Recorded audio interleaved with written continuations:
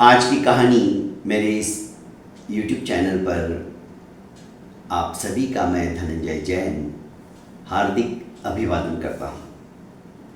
कहानी सुनाने से पूर्व दोस्तों आप सभी से विनम्र अनुरोध है कि मेरे इस चैनल को लाइक कीजिए, सब्सक्राइब कीजिए और ज़्यादा से ज़्यादा अपनों को फॉरवर्ड कीजिए, क्योंकि इस चैनल के अंदर विविध तरह की कथाएं आपको सुनने को मिल रही हैं। उपदेशात्मक हो, न्याय और नीतिमत्ता से परिपूर्ण हो, घर परिवार को किस तरह से स्वर्ग बनाया जा सकता है उसके बारे में हो, उपदेशात्मक हो, संसार की नश्वरता को प्रदर्शित करने वाली हो, ऐसी विविध भांति की कहानियां इस चैनल के अंदर आप प्रत्येक गुरुवार को रात को ठीक 9 बजे श्रवण करते हो। तो दोस्तों आपसे इतना तो हक के साथ मैं कहूंगा कि ज़्यादा से ज़्यादा इस चैनल को आप फॉरवर्ड कीजिए। दोस्तों आज की कहानी सम्राट विक्रमादित्य जब फिर से बेताल को पकड़कर लाते हैं और उसी शमशान घाट में जहां पर वो तांत्रिक अपनी साधना से सिद्धि को प्राप्त करने वाला होता है, उस और बढ़ते हैं तो बेताल रास्ते में फिर से एक नई कहानी महाराज विक्रमादित्य को सुनाते हैं। सुनो विक्रम, एक नगर के अंदर एक ब्राह्मण रहते थे। ब्राह्मण उद्भट विद्वान, विचक्षण प्रतिभा का धनी, दिगंत के अंदर उनकी यश गाथाएं फहर रही थी। लोग उनका नाम आदर से लेते थे।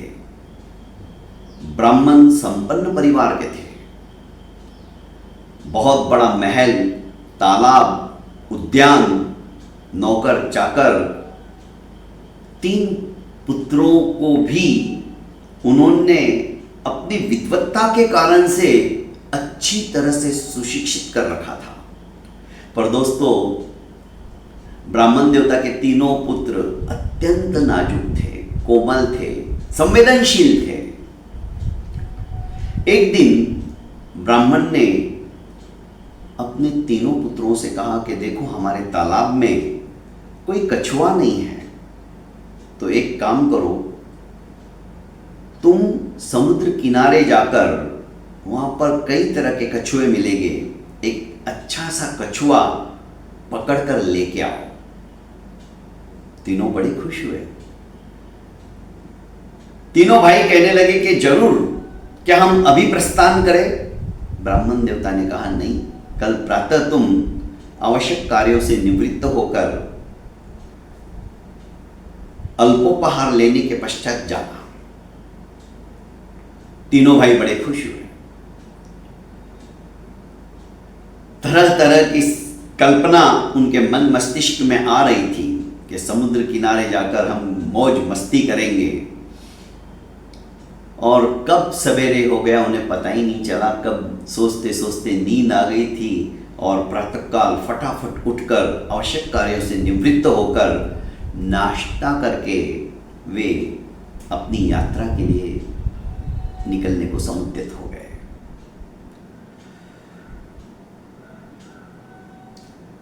तीनों भाई जब समुद्र किनारे पहुंचे तो मझला भाई बोला, ये कछुआ होता कैसा है? बड़े भाई ने कहा, तू कछुए को नहीं जानता है, हमको पिताजी ने कहा था अपनी इंद्रियों को जैसे गोपनीय करना आवश्यक है, उसी तरह उन्होंने उस दिन कछुए का उदाहरण दिया था। कछुए को भी कोई भी संकट आता हुआ नजर आता है ना, तो अपना मुंह और अपने चारों पैर वो संकुचित करके उसके भीतर ले लेता है। उसका जो शरीर है ढाल बन जाती है, पत्थर जैसा हो जाता है। उसके ऊपर कितना भी प्रहार करो उसे लगती नहीं है, उसका वो शरीर ही कवच बन जाता है। हाँ, तुम सही कह रहे हो, बताया था, पर प्रत्यक्ष में तो हमने अभी तक कछुए को देखा ही नहीं है। तीनों बातें करते करते जा ही रहे थे कि अचानक छोटे भाई एक पत्थर से टकराया और गिरते गिरते बचा। बड़ी जोरों से उसको चोट लगी। उसने कहा एक पत्थर बीच में कहां से आ गया। बड़े ने देखा, अरे पत्थर नहीं, वो कछुआ ही है। जैसे ही तुम्हारा स्पर्श हुआ तो उसने अंगोपांग भीतर ले लिए हैं। तनिक रुको। थोड़ी देर बिना बोले वहां तीनों की तीनों खड़े रहे तो धीरे से पहले कछुए ने अपने पैरों को बाहर निकाला और धीरे से फिर मुंडी बाहर निकाली। अब तीनों भाई समझ गए कि यही कछुआ है और इसे ही हमें ले जाना है। पर कछुआ काफी बड़ा था। मझला भाई बोला कि इसमें से मुझे स्मेल आ रही है, बदबू आ रही है, इतना गंदा घिनौना कछुआ लिचलिचा मैं नहीं उठा सकता, मैं नहीं उठाऊंगा। तो बड़ा और छोटा बोलने लगे कि तो क्या फिर हम दोनों उठाएंगे। पिताजी ने हम तीनों को लाने की आदेश दिया है, आज्ञा दी है। मैं नहीं उठाने वाला। बड़े ने कहा कि मैं भी नहीं उठा सकता क्योंकि मुझे घीन सी आ रही है, चक्कर से आने लग रहे हैं। छोटे ने कहा मेरे तो बस की बात नहीं, जब आप ही नहीं उठा सकते तो मैं कैसे उठा पाऊंगा। मुझे इसने काट लिया, मुझे खरोंच आ गई तो मैं तो नहीं उठाने वाला। अब इतने में सुदूर एक पहलवान कसरत कर रहा था। उन्होंने आवाज देकर पहलवान जी को अपने पास बुलाया और कहने लगा कि ये कछुआ हम तीनों में से कोई उठाना नहीं चाहता है क्योंकि हम तीनों बहुत कोमल हैं और हमारी समस्या ऐसी है। तो आप ही निर्णय करो, हम तीनों में से कछुआ किसको उठाना चाहिए। और पिताजी ने आदेश दिया है कि समुद्र किनारे जाकर कछुआ लेके आना। देखो भाई, बात रिष्ट पुष्टता की होती,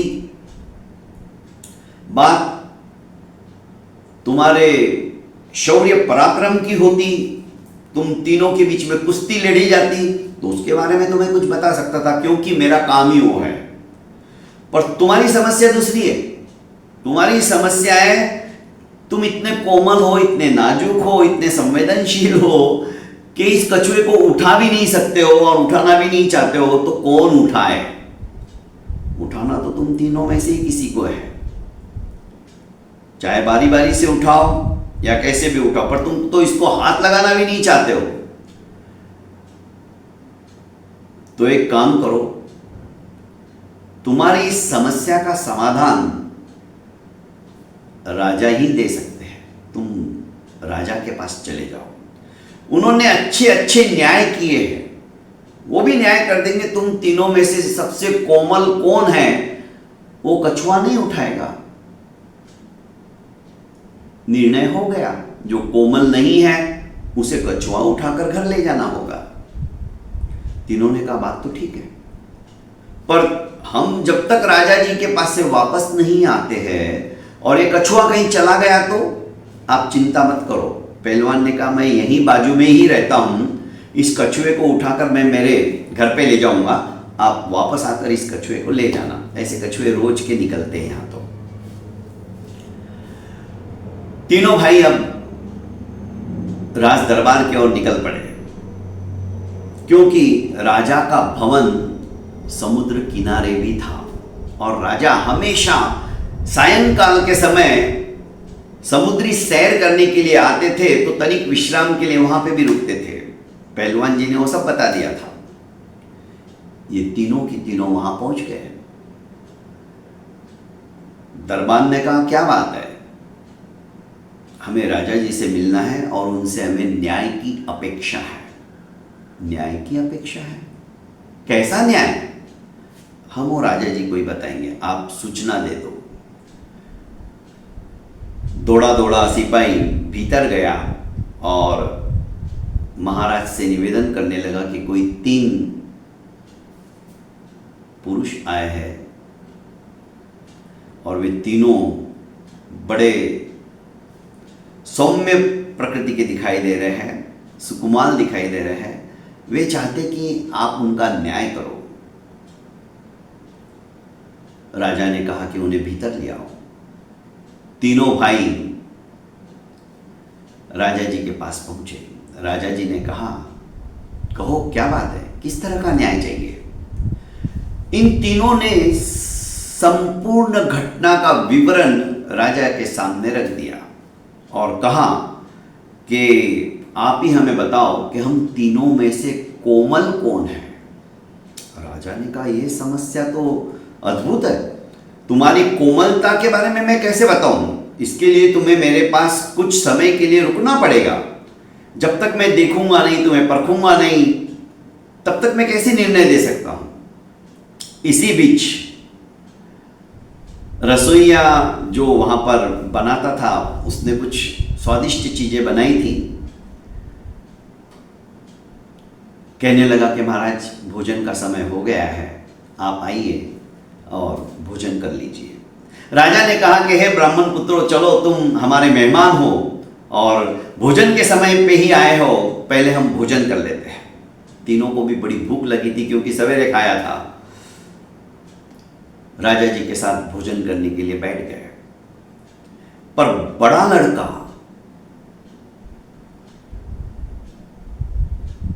उस भोजन को देखते ही उसका मुंह थोड़ा अलग ही तरह का दिखाई देने लगा। तो राजा ने पूछा, क्या बात है, तुम भोजन क्यों नहीं करना चाहते हो? थाली को तुमने सरका क्यों दिया?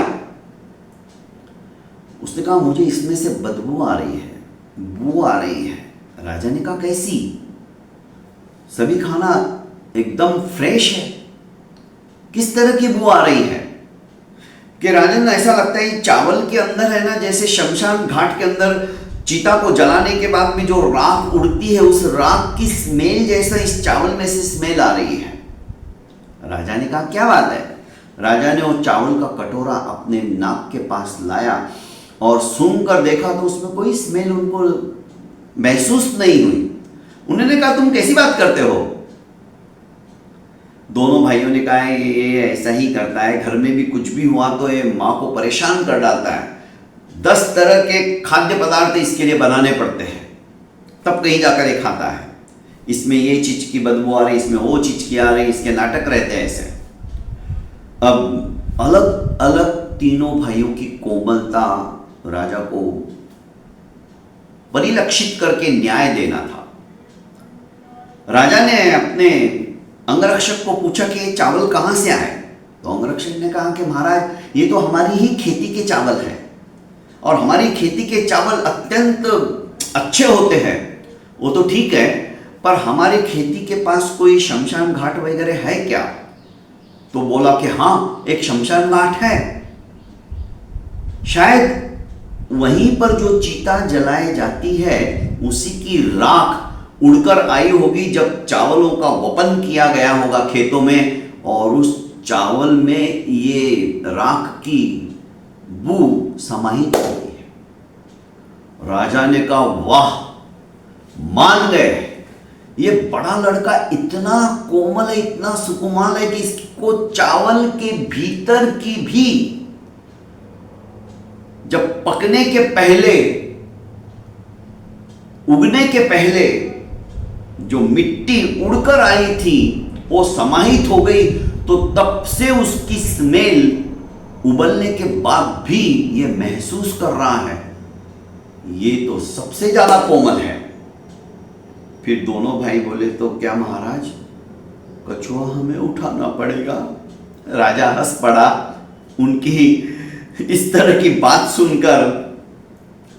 बोलेगा, नहीं, अभी तो हमने एक को ही परखा है, अभी तुम दोनों की परीक्षा तो बाकी है, पर मुझे मजा आ रहा है। मैं तुम्हें कम से कम 3 दिन तक मेरे पास ही रखूंगा, तुम मेरे साथ रहो।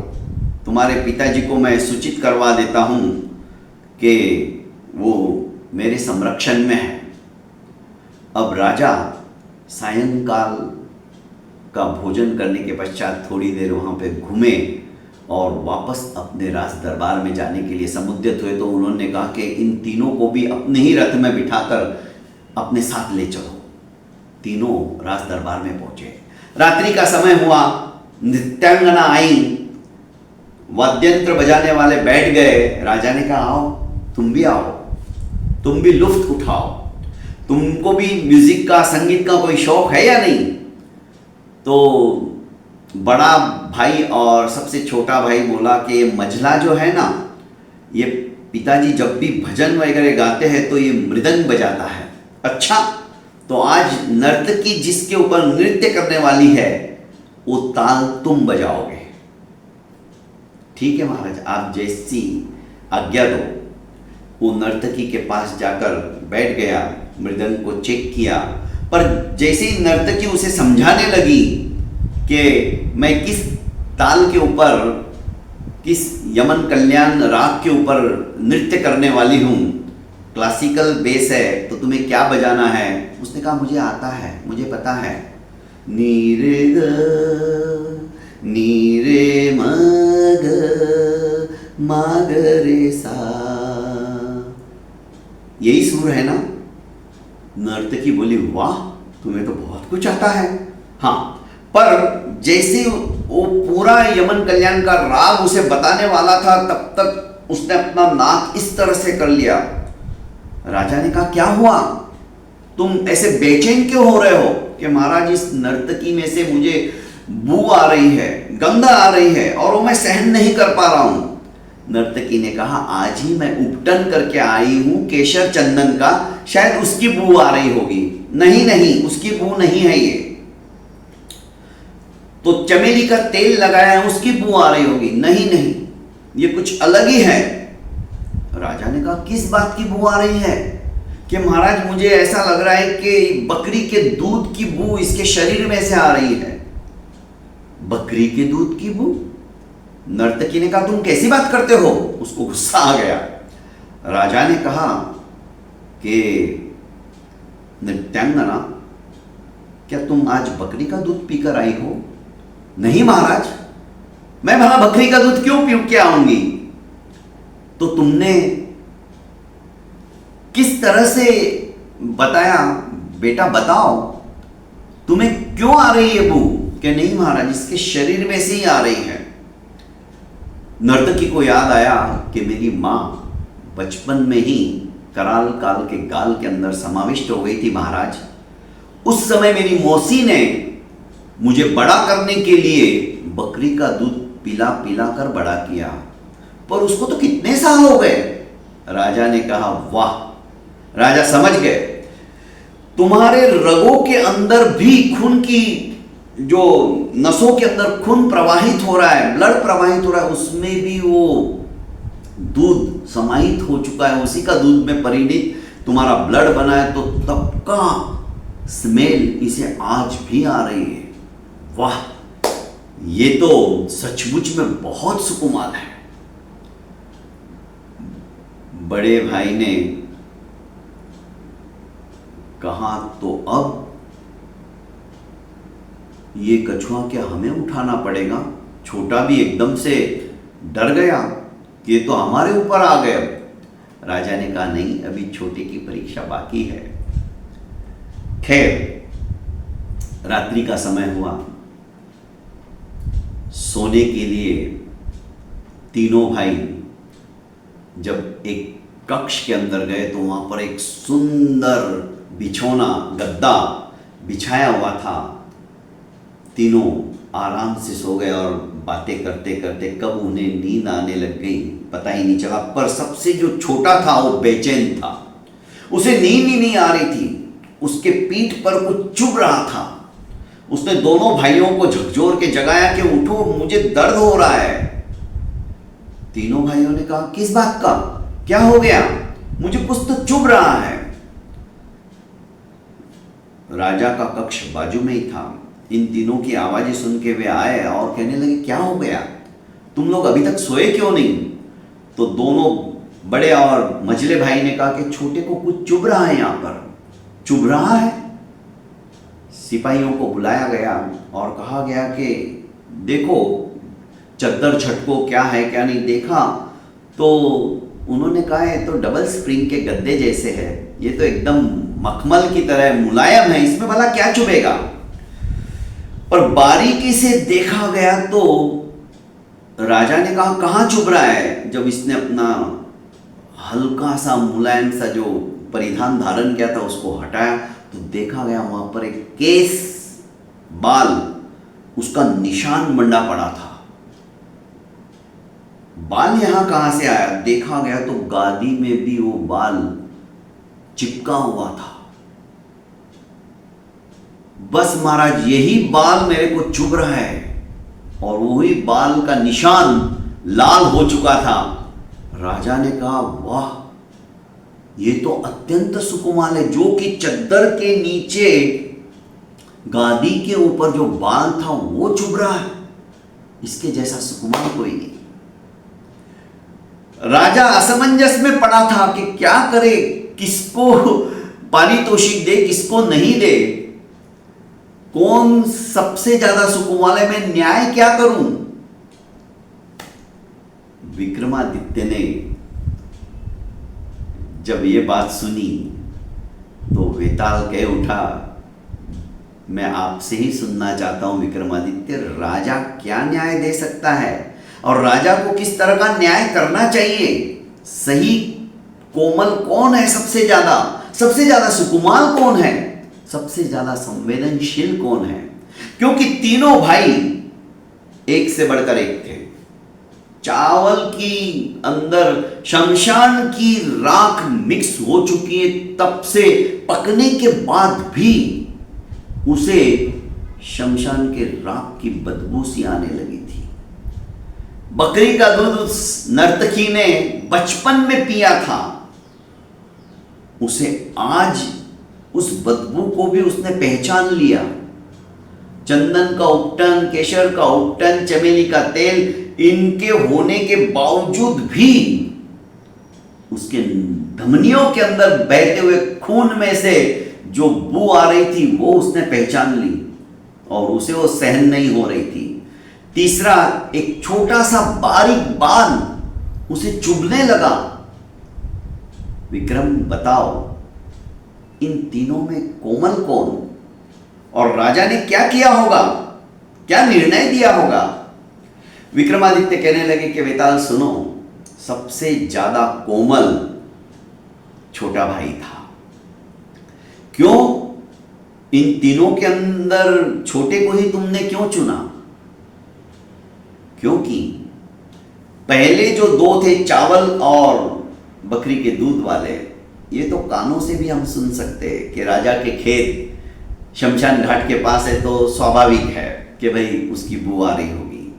नर्तकी का भी पता लगाया जा सकता है, सुनी सुनाई कि बचपन में क्या थी, इसका बायोडाटा क्या है, इसकी माँ बचपन में ही मर गई तो इसको बकरी का दूध पिलाया गया, वो बात समझ में आती है। पर राजा ने प्रत्यक्ष आंखों देखा, कानों से नहीं सुना, आंखों देखा। जब उसके बाल का निशान देखा लाल, सेम उतना ही बड़ा जितना बाल था, और उसी अवस्था में जब चद्दर हटाई गई तो वही बाल गादी में भी दिखा, तो राजा समझ गए कि सबसे ज्यादा सुकुमार है।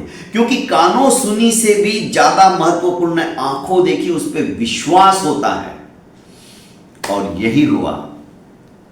शायद राजा ने भी, यदि वो न्यायपूर्ण है तो उन्होंने भी यही उत्तर दिया होगा। विक्रम को वेताल ने कहा कि सचमुच में विक्रम, तू बहुत बारीकी से न्याय करते हो, इतना सटीक रहता है तुम्हारा न्याय। ऐसा ही हुआ था, राजा ने भी यही निर्णय दिया। और तो और राजा ने अपने सिपाहियों को भेजा, उन तीनों को सत्कार सम्मान के साथ में विदा किया, तीनों को भरपूर पारितोषिक भी दिया और कहा कि वाह, ये तीनों मेरी नगरी की शान है। और अपने सिपाहियों को कहा कि जाओ, वो कछुआ अपने उठाकर लेके जाओ और इनके तालाब तक पहुंचा दो। तीनों को कुछ उठाने की भी जरूरत नहीं पड़ी। दोस्तों, कहने का आशय है, सम्राट विक्रमादित्य न्याय नीतिपूर्णता से जो सटीक वेताल को जवाब देते थे, वेताल बड़ा खुश होता था, पर वेताल यही चाहता था कि विक्रमादित्य बोले और मैं उड़कर वापस उसी पेड़ पर जाकर औंधा लटक जाऊं। बहुत बहुत धन्यवाद दोस्तों। अगले गुरुवार को वेताल विक्रमादित्य को कौन सी कहानी सुनाएगा ये तो सुनने के पश्चात ही आपको पता चलेगा। तब तक के लिए आप अपना ख्याल रखिए और मैं इजाज़त चाहता हूँ। प्रणाम।